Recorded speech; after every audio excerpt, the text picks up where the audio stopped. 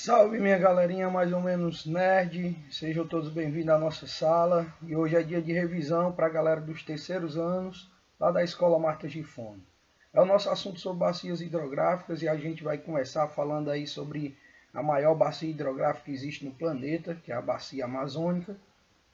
Essa bacia ela é uma bacia muito importante para a hidrografia do nosso país, o rio principal, o rio Amazonas, que tem sua nascente lá no Peru, e esse aí é mais ou menos o percurso que ele faz dentro do nosso território. Ele é formado por dois rios principais, o rio Solimões e o rio Negro. Os dois juntos vão formar o Amazonas, e lá no Peru ele é chamado de rio Caiali. Ele é um rio formado tanto por áreas de planalto como também por áreas de planície, sendo as áreas de planalto predominantes, e ele é muito importante para a geração de energia. É quem apresenta o maior potencial para gerar energia desse tipo. Um potencial que não é bem aproveitado, porque envolve algumas questões, tanto ambientais como também as áreas de preservação da indígena, né? Então isso acaba atrapalhando, porque para você mexer nessa situação é complicado. E ele é bastante importante para a navegação, que é o principal meio de transporte para a população ribeirinha que vive dentro desse local. Ele também é responsável por drenar praticamente 60% dos rios que existem no nosso país. Então ela é uma bacia bastante importante. Aqui eu chamei a atenção para aquela ideia do encontro das águas que a gente conversou na sala, que é basicamente o encontro das águas do rio Solimões e o rio Negro, que vão formar o rio Amazonas. A próxima bacia é a Bacia Platina, que é a segunda maior bacia hidrográfica do planeta. Ela é uma bacia que tem um diferencial por ser formada por três rios. Ela abrange aí praticamente 4 países: o Brasil, o Paraguai, o Uruguai e a Argentina. O rio Paraná, que é o rio mais extenso e o que tem o maior volume de água, é o rio principal, digamos assim, da bacia. E ainda tem o rio Paraguai e o rio Uruguai, que são os dois outros formadores. A junção dos três rios irão promover aí a formação do Rio da Prata, que é o rio que dá o nome à bacia. O rio Paraguai ele é o maior rio de planície do nosso país e é o rio responsável pelas cheias lá no Pantanal. O rio Uruguai é o menor formador dessa bacia, mas apresenta também um grande potencial para a geração de energia. Ainda no rio Paraná, nós vamos destacar aí a hidrovia Tietê-Paraná e também a instalação da Itaipu, que é a segunda maior usina hidrelétrica que existe no planeta, e ela é uma binacional porque foi construída em parceria com o governo do Paraguai, lá na época do governo militar. A terceira bacia é a Tocantins-Araguaia. Ela é a maior bacia hidrográfica inteiramente brasileira, nasce e deságua no oceano aqui no Brasil, se a gente estiver analisando dois rios como formadores.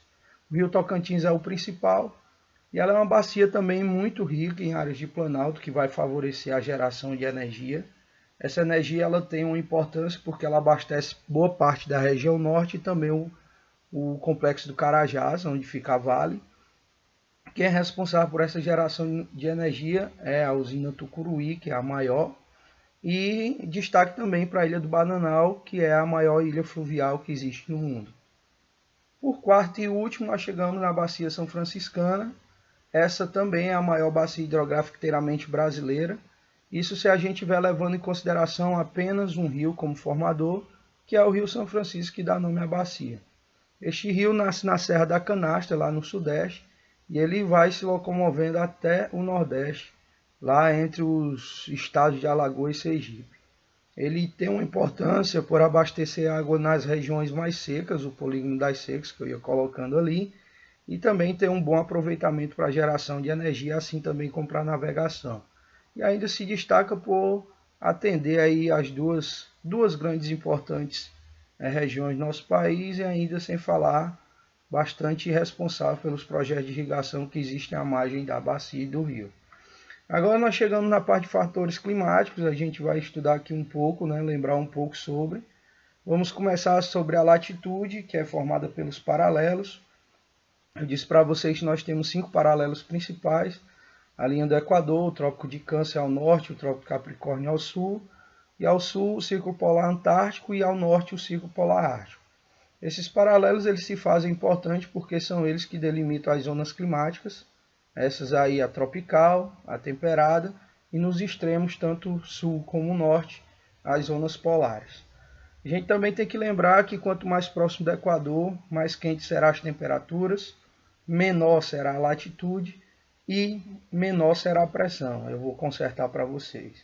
Quanto mais afastado, também vou dar um conserto, nós vamos ter mais frio, nós vamos ter uma maior pressão e, consequentemente, uma maior latitude. Indo aqui para a altitude, os locais mais baixos, eles tendem a apresentar temperaturas mais quentes. Isso acontece pela grande concentração de gases. Já nas partes de cima, isso se inverte. Na parte de baixo também a gente vai ter uma maior pressão porque ela é uma consequência desses gases. Lá em cima, mais frio, menos gases e menor pressão. Aqui na vegetação a gente precisa lembrar da evapotranspiração, que é aquele processo de transformar CO2, que é um gás quente, em O2, que é um gás úmido, e isso deixa essas áreas com vegetação com temperaturas mais baixas. Do outro lado, nós temos a urbanização. Os locais urbanos eles tendem a ser mais quentes. Isso acontece por conta dos vários fatores que produzem gases quentes, como CO2. Já as áreas longe apresentam temperaturas mais baixas. Essa temperatura isolada nós chamamos de ilhas de calor, causada pela urbanização. Agora na continentalidade, na maritimidade, eu comecei fazendo aqui, mas vou já passar para o outro lado, porque a figura aí da direita de você ela representa melhor. Em relação à continentalidade e à maritimidade, nós temos, para a maritimidade, temperaturas menores por conta das massas úmidas. Na continentalidade, temperaturas elevadas por conta das massas secas. Então, quanto mais próximo, mais frio, quanto mais distante do litoral, mais quente. Nós temos ainda que lembrar os fenômenos de brisa marinha e brisa terrestre. A brisa marinha é aquele vento que sopra úmido do mar para a terra durante o dia, e na brisa terrestre se inverte. Ela acontece à noite, soprando da terra para o mar. E aqui as massas de ar, nós temos duas massas equatoriais, duas massas tropicais e uma massa polar. As massas equatoriais elas tendem a apresentar temperaturas elevadas e umidade. As massas tropicais, a MTC é a única seca e a massa polar é a única fria. No caso da MA, passou um pouco rápido, mas é aquela ideia, só é úmida por conta da floresta amazônica. E agora os elementos climáticos, para a gente fechar, lembrar que eles são diferentes de fatores. A temperatura está ligada exatamente à insolação e ao calor contido no ar. A precipitação ela depende da quantidade de umidade que existe no ar. E essa umidade ela pode ser relativa ou absoluta, relativa sendo uma média e absoluto total, gerando a possibilidade de chuva. E a pressão atmosférica, a força que os gases exercem sobre nós. Então, galera, quem gostou, vai lá no nosso canal, deixa o like de vocês, deixa alguma sugestão, caso vocês queiram que mude alguma coisa. E valeu, sucesso. Eu espero que a prova seja realmente aí muito boa para vocês, tá bom? Um abraço e até mais.